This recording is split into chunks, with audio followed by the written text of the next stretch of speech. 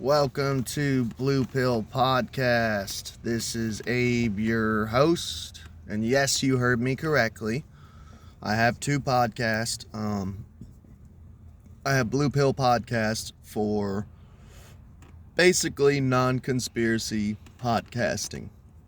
Because I do actually enjoy talking about other things than conspiracy. So, I figured I checked. Last 8 podcast episodes have all been conspiracy. And I was like, you know what? Let's do a Blue Pill Podcast episode. So, just letting you know right off the bat. I did a part 1 of celebrities who I had met. And it ended up being longer than I thought. I covered 3 celebrities that I had met. It was Doyle Wolfgang von Frankenstein, the lead guitarist for the Misfits. And that was a negative encounter. Who else did I cover on that? Oh, Eddie Montgomery, the country singer. That was a positive encounter. And there was one more celebrity that I met. Actually, I got my notes here. Oh, Don Collier, an old Western actor, and he used to do bubblegum. I believe it was Hubba Bubba or Double Bubble, one of the two. He used to do bubblegum commercials in the 90s, and that was a positive encounter. But I didn't think that it would take up, a full episode length, so today is part 2 on famous celebrities that I met. And like I said, I did a little disclaimer on part 1 of the podcast, basically saying, look, this isn't, I forget what they call it, name dropping. I am by no means some famous celebrity person. This is not ego driven. It's just simply me talking about my life and interesting stories and interesting people that I've met along the way. I was awarded the opportunity working at a 4-star hotel and restaurant. I was a bartender and a server there, and where it was a higher end place called Beaumont Inn, it afforded me the opportunity to meet some famous people every now and then. So that's why I share these stories. I think it's fun, interesting, and a little break from conspiracy. So let's get on with our first person. So the first person we're going to cover is Turtleman. Yes, you heard me right. That's his name. His actual real name I cannot remember. But back in the day, this is actually 2 stories because I got to meet him twice. Back in the day, there used to be this show. It was on Animal Planet, I believe, because it's all animal related. They just basically called him Turtleman, and he was a local that lived here in Kentucky. Not sure the actual town, but everybody knew him before he got famous. Everybody knew him after he got famous. He had this little tiny black, pretty sure it was like a 90s Tacoma, like a beater. And damn, my glasses are all crooked, looking like Joe Biden over here with these aviators all crooked and shit.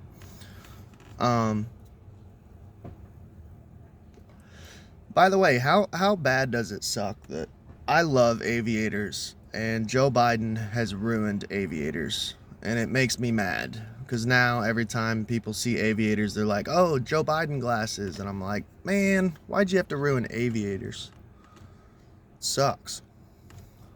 Let me make a wish. I got an eyelash. Sorry about that. Witchcraft, baby. Yeah, he drove around this little black beater 90s pickup truck, and he lived in either this dilapidated house out in the middle of nowhere or a tent. I can't remember which one it was, but it was like super hillbilly. And he actually was getting paid like a lot of money off of the show. But here's the thing, he had to sign a contract, and literally they told him you can't get any dental work done because he had real bad fucking teeth. You cannot fix your car. You cannot buy nicer, better clothes. You have to look hillbilly. So, like, he could spend his money, like, on shit like, I don't know, whatever he wanted to spend his money on. He probably bought a shit ton of beer. Because I'm pretty sure he would actually work for cases of beer.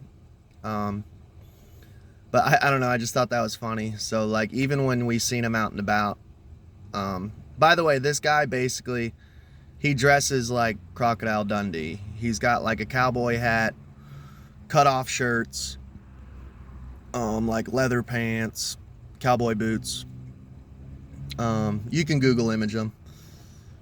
And he had this catchphrase. It wasn't even really a catchphrase, it was just a noise he would make. He would do this with his hands, and he'd go like, it was something like Ricky or Ricky, some weird ass noise. If you're a fan of the show, you know what I'm talking about. But first time I met him, I was living in Lancaster, Kentucky with my ex-wife. We had an apartment out there, and we were driving through Town Square, and there was a Subway in Town Square, and we were driving. And by the way, Turtleman had this dog. I can't remember her name, but she was like a black lab, a sweetheart. Such a good breed of dogs. I had one for like 2 days, but I had to get rid of it because of our landlord.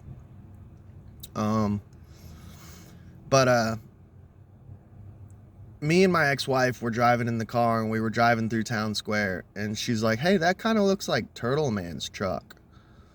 I looked over and I said, "Yeah." And then we seen a black lab in the back of it. She said, "Wait, that kind of looks like Turtleman's dog." And I'm like, "Oh yeah, it does." And then we seen Turtleman walking into the Subway across the parking lot. And my ex-wife was like a huge fan. Like, I was a fan just because I thought it was funny. And to me, it was obvious that it was fake. I ain't gonna lie, my ex-wife was a hillbilly. And she was not that smart of a person. Like, quite frankly, not trying to speak ill of the dead because she's dead now, but she was dumber than a box of rocks. So she actually was like a super huge fan, and she like believed that it was real and shit. And I'm gonna get into it later on. My buddy was actually on the show. And he knows for a fact it was fake. Actually, here, let me talk about that real quick. This is hilarious. So I have this bartender buddy. His name was Jordan. So, hey, Jordan, if you're watching, you know, give me a thumbs up. Hit me up in the comments, because I do want to get in touch with you again. Oh, that's not good. Mazel tov. That is not good. I think he ran over a beer bottle. Hope your tires are all right, buddy. Y'all hear that? I actually kind of like filming in the parking lot and recording in the parking lot, because I get to see and hear crazy shit like that. Y'all get to see how crazy Lexington is. But anyways, what was I saying? Oh, Jordan, my buddy. His family like volunteered for the show, and I think they got paid for it. And it was something ridiculous, like raccoons, I think it was. They sneak the animal into the location, and then they call Turtleman, and he comes and saves the day and gets the animal out. And so they put the raccoon in their basement, and they made him sign like NDAs and shit, which I'm not breaking their NDA. They didn't break the NDA. But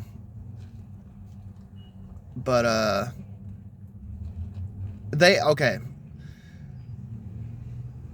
I didn't think we'd get into conspiracy, but here's the conspiracy. Turns out it's fake. And I'll tell you how. Because they actually got in trouble in Danville, the public pool in Danville. They filmed an episode there, and without permission, they snuck in snakes into the pool, and then Turtleman had to get it out. And the city of Danville was like, what the fuck, bro? Like, now we got to drain those pools because you contaminated it, and we got to clean them. And second off, we didn't give you permission for this. Third off, you're giving our pools like a bad name. Like, now everyone's gonna see this and believe it and think that like our pools are infested with snakes. Like, so they got in trouble for that. I don't remember if they got sued or what, but yeah. Craziness. So yeah, they snuck in this raccoon into my buddy's house, and they filmed the episode, got the raccoon out, and they were interviewing the dad of my buddy Jordan's dad. And it's funny, they had a watch party, which is cool, you know, like, hey, that's your 30 minutes of fame, you know. So they were all excited, got their popcorn, champagne, you know, like all excited to having a watch party with friends and family. And it came to the part where the interview with the dad. And he said they did it super sloppy too. Like, it was completely obvious, like one of those kung fu movies where the main actor's like talking, but his mouth is like while he's talking.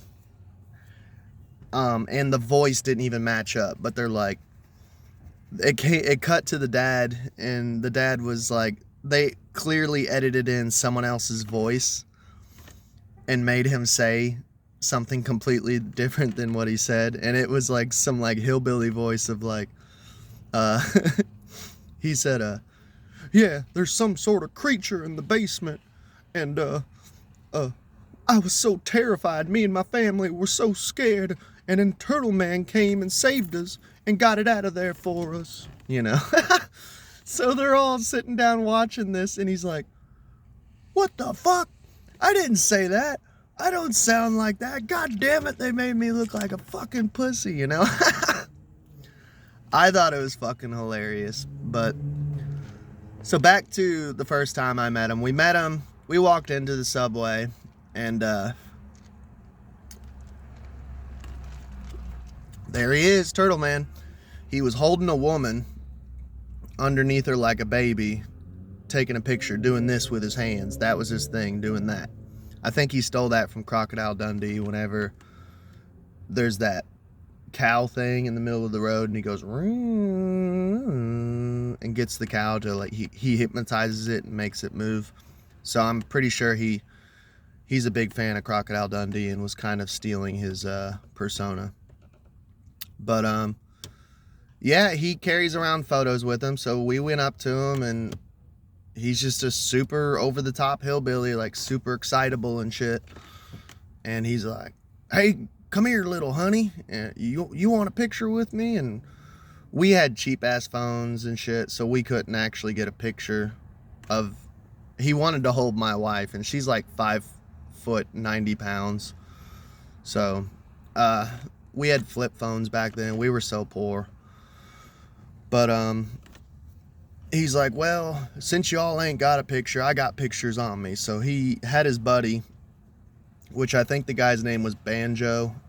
He actually was his sidekick, and they used to hang out. And the guy ended up getting in... The Banjo guy ended up... He's a big old hillbilly, wears overalls. He ended up getting in trouble for not paying child support, even though he was getting paid amazingly from Animal Planet. So... yeah, it turns out he's just a garbage person. But we did meet him too. But he's not the main star. So Banjo, or whatever the fuck his name is, goes out to the car and gets like a photograph, like pre-printed photos, and he signed it for us. And I don't care, but I think my ex-wife ended up obviously taking it with her and shit, so I don't have the photo anymore. But so that was the first time I met him. The second time I met him, I'll just keep it brief. It was a super busy day, and I was bartending, and I didn't have the chance to, because it was super busy, for one. Two, I had already met him.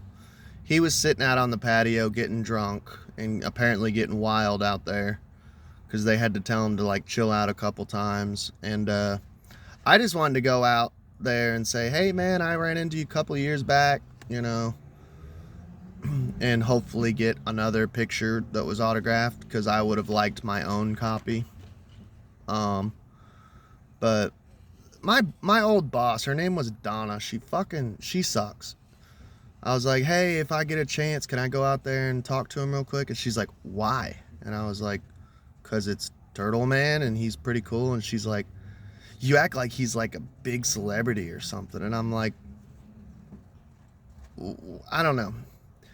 She was just a cunt. And Beaumont Inn was really weird about shit anyways. Like, they said if you ever wait on a celebrity, you cannot ask them for autographs. If they give you one, that's fine, but you can't ask for one. You're not supposed to acknowledge that they're a celebrity unless they bring it up first.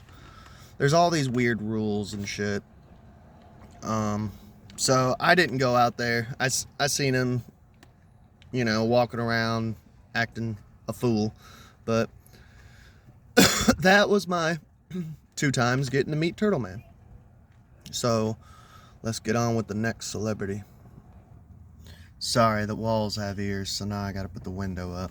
There's a customer walking around doing something with her cart. And I don't like eavesdroppers, it makes me nervous. I can take these shades off now. The sun is setting. There's a beautiful sunset in Kentucky.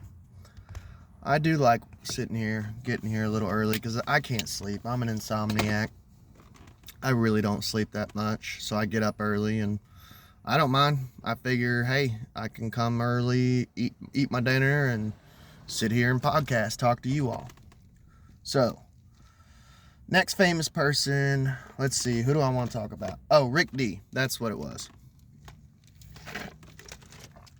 Growing up, I used to go to work with my dad. He worked construction. He did insulation and like air vents and shit. Like he was the guy who installed these things called tri-boxes in these silver tubes with the pink cotton candy looking stuff inside, air units, whatever you want to call it. If you work construction, you know what I'm talking about. Or if you've ever just seen the inside of your attic and shit, like you probably know what I'm talking about. Fucking phone dropped. Anyways, sorry, my back is itching. Sweat lodge, baby. I told you guys this is a mobile sweat lodge, so I get to sweating in here. It's good for you though. Good for the spirit. He used to have this like dope ass like DeWalt radio with like a barrier around it, kind of like a roll bar on a fucking go-kart, for construction sites basically, so you can blast your radio. And he used to listen to Rick Dee's in the weekly top 40. That was their theme song. Rick Dee would cover the weekly top 40 music charts, and he was a radio DJ, and he would just tell the top 40 songs and talk in between each song and read emails or letters, and he would talk about the top 40 songs in America that week. And so every Saturday when I would go work with my dad, we would listen to Rick Dee's. And I ain't gonna lie, he was kind of an inspiration. As a child, I learned pretty quick that I wanted to do talk radio. And being a 90s kid, we could have never seen the future of the internet because all we had at the time was dial-up. We could have never seen the future of the internet as far as podcasting. So I never actually, in a way, I got to do my dream job, because I don't really see much of a difference between podcasting and talk radio. To me, this is talk radio. I just didn't go to school for it. I don't know how to work the knobs. Podcasting is far more superior, in my opinion. That's a whole nother subject for a whole nother day. But yeah, I would say he was definitely an inspiration as far as talk radio, that I wanted to do it as a child, you know. I remember my mom listening to talk radio in the morning while I was riding around in a church bus, and I was real little, like kindergarten or preschool or something. She was just listening to talk radio, and I looked over at her and I said, "Is all they do is talk on here?" And she said, "Yep, it's called talk radio." And she said, "That's their job." I said, "They get paid to sit around and talk and laugh and have fun?" She said, "Yep." And I just said, "That's what I want to do when I grow up." Because to me, I was already smart, like easy money. If you want to pay me to sit around and talk and have fun, like that's the American dream, baby. Making money and it doesn't feel like work. Not breaking a sweat, not breaking your back. Yeah, I would still love to do talk radio if I could. I thought about trying to get an internship. Obviously I would keep my day job, but I thought about trying to get into a local studio or something, being an intern, you know. But anyways, so I grew up on Rick Dee.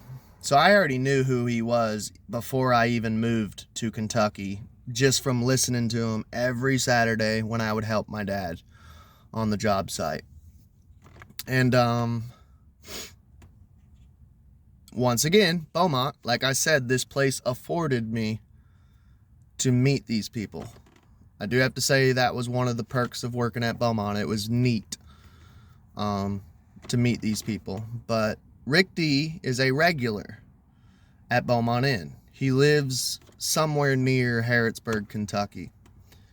And his wife, a lot of people don't know this. Okay, well, first let's stay on Rick Dee. Before he did Rick Dee's in the weekly top 40, there was like a cartoon or kind of like an audio format story that they used to have records of this character called Disco Duck. I really don't know too much about it, but I actually have a Disco Duck record. And he was like a voice actor for Disco Duck. Like I said, it could have been kind of like super early radio, as far as like Little Orphan Annie, if you know what that is. It was like storytelling on the radio that children, instead of watching TV, they would sit around the radio and be like, "Little Orphan Annie's on. Let's see what adventures she has this week," you know. And somebody would tell a story of Little Orphan Annie. I think it was Disco Duck was kind of like that. I could be wrong. It could have been a cartoon and he was just doing voice acting for it. I'll have to look into that. But I have a Disco Duck record. At least if I don't have it, I think my mother-in-law has it. One of us have it. I've seen it. It's pretty cool. So he was Disco Duck before Rick Dee's in the weekly top 40. And a lot of people don't know this. He married the voice actor of Smurfette from the Smurfs. He married Smurfette. And so I actually got to meet Rick Dee and I got to meet Smurfette. And I waited on them. Normally when they would come in, first of all, Rick Dee is a fucking baller. And he is Rick Dee is as awesome on the radio as he is in real life. He's just an awesome, genuinely dope fucking person. So let's just get that out of the way. He's fucking cool as hell. And he's super, he believes, like Sam Tripoli would say, in the laws of abundance. If he's balling, he's gonna tip you, like, his food bill, he would come for lunch and his food bill would be like $50 and he would tip $50. So like you were getting like 100% tip.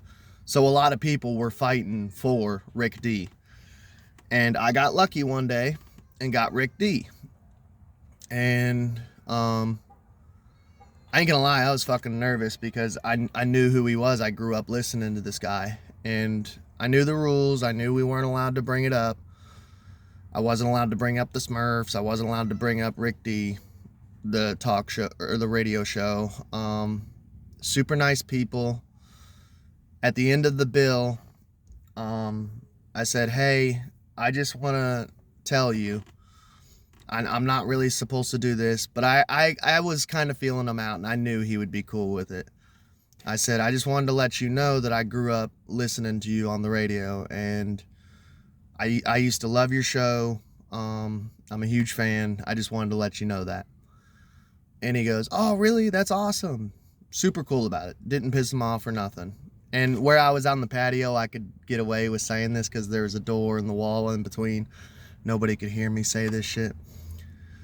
And I don't work there anymore anyway, so fuck them. I'll say what I want. And I did say to his wife, you know, like, by the way, I know who you are too, and I know what your work of Smurfette and stuff. And I was like, big fan of Smurfs, you know. And he didn't sign anything for me, but he gave me his personal business card. And he's like, here you go, man. I was like, he's like, in case you ever need anything, if you ever, you know, want to do anything or whatever, you know, here's my business card. And I wish he could have signed it. That would have been fucking awesome. But I knew not to push my luck with my employer. I didn't want to get in trouble. And I still have that business card somewhere. I think it's locked in a safe, or I have it somewhere.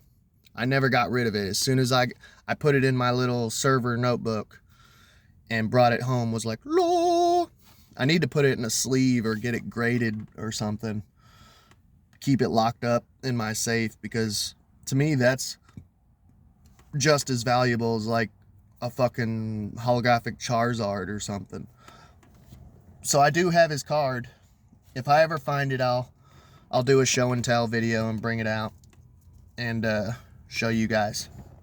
But yeah, I got to meet Rick Dee and got his business card. Now, I do have one more story. It's not related to me as far as Rick Dee. And I think I'll wrap it up after here if it hits the 30-minute mark. So, we still didn't make it through this complete list of famous people. We actually only covered 2 people this episode, and last episode we covered 3, but we might have to do a part 3 of this episode. I hope this ain't boring. I hope you guys enjoy. But, Rick Dee, like I said, is a regular at Beaumont Inn. And,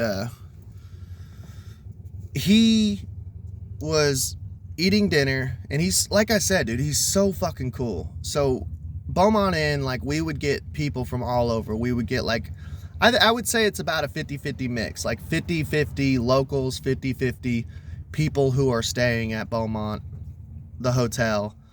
So we would get people from all over, different countries, different states. It was pretty cool. So he's a regular, and he ended up meeting a couple who were out of state.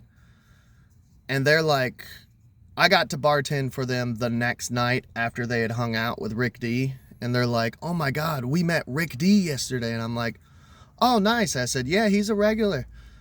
And I'm like, he's cool as fuck, ain't he? You know? And they're like, yeah, he's so nice.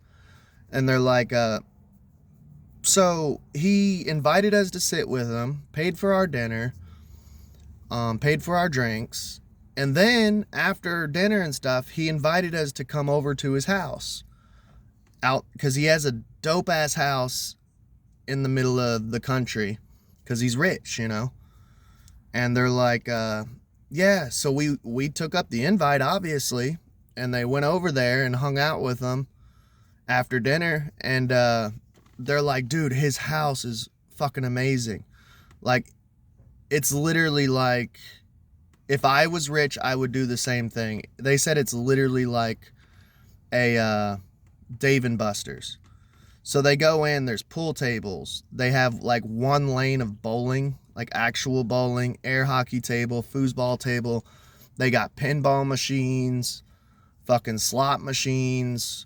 They're like, dude, they invited us in and we had a couple drinks and whatever. And we just sat there for like an hour or two playing arcade games and shit. Like they have like a genuine arcade in their fucking house.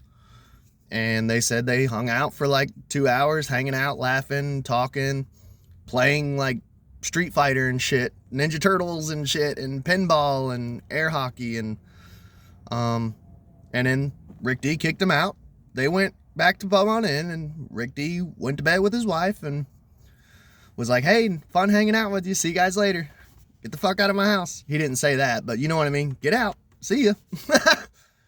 But yeah, Rick Dee, fucking amazing stand-up person. Awesome dude. That's my story of meeting Rick Dee. That's my story of meeting Turtleman. I hope you guys enjoyed both of them. I hope you guys had fun. Like I said, man, I did 8 episodes of conspiracy theories. I like to do a Blue Pill podcast episode, and to me, these episodes are important because when I listen to a podcaster, I like listening to normal daily life stuff and stories about themselves, because when I listen to a podcast, I fall in love with the actual podcaster or the radio host, whatever, because I like them genuinely as a person. And I feel that these are good episodes for you guys to get to know me better and just hear everyday stuff instead of just always 9/11 was an inside job, you know, the elites are taking over, they're trying to kill us, they're turning the freaking frogs gay, because that stuff has to get old every now and then. So this is a good, nice little blue pill for you guys to get to know me more, have some fun, kick back, and it lets me branch out as far as the art form of podcasting and talk radio, you know. I like to chew on different flavors. Conspiracy's a nice flavor, but blue pill's a nice flavor too. So thank you all for tuning in. Please like, share, and subscribe. Hit me up in the comments. You all know what to do. I love y'all. Y'all have an awesome day.